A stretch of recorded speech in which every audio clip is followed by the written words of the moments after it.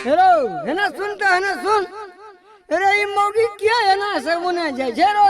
तू नहीं जाने छे बाबा, एकर मरद बाहर में खटे छे ठंडी में। बाहर में छे ते की हेते रो, सिरक नहीं छे, सुबह रहते सीत रहते बैठ रहते घर में आके बैठल रहते, हर थोड़ तो नहीं कामते घर में आके बैठल तो रहते तब जार नहीं हेते।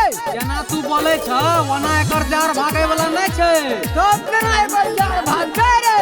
ले सुनो एकर केना जार भागते कहीं न तो सर्दी कमल के ने गुदाने मौगी मुनसा खातिर काने। सर्दी कमल के ने गुदाने मौगी मुनसा खातिर काने। हिले खिड़की पर के पन्नी बकरा कतना कुछो से बने। सर्दी कमल के ने गुदाने मौगी मुनसा खातिर काने। सर्दी कमल के ने गुदाने मौगी मुनसा खातिर काने। सर्दी कमल के ने गुदाने मौगी मुनसा खातिर काने।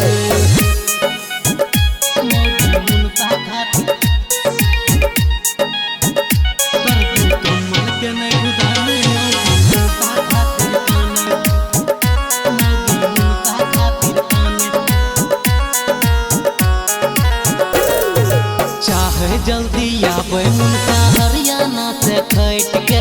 लगता है नहीं थर थरी इतना सुतब जदी सैट के।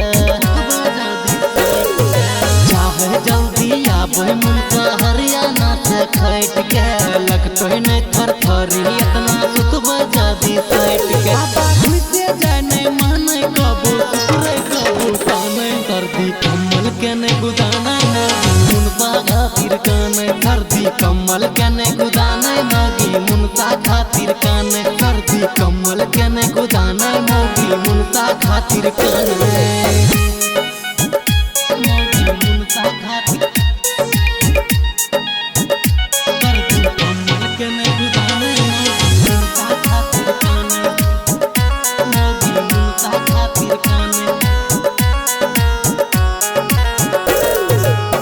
कहने खिड़की के बनी पर इतना पाला करते के मदद एक बहरे छै घरवाला।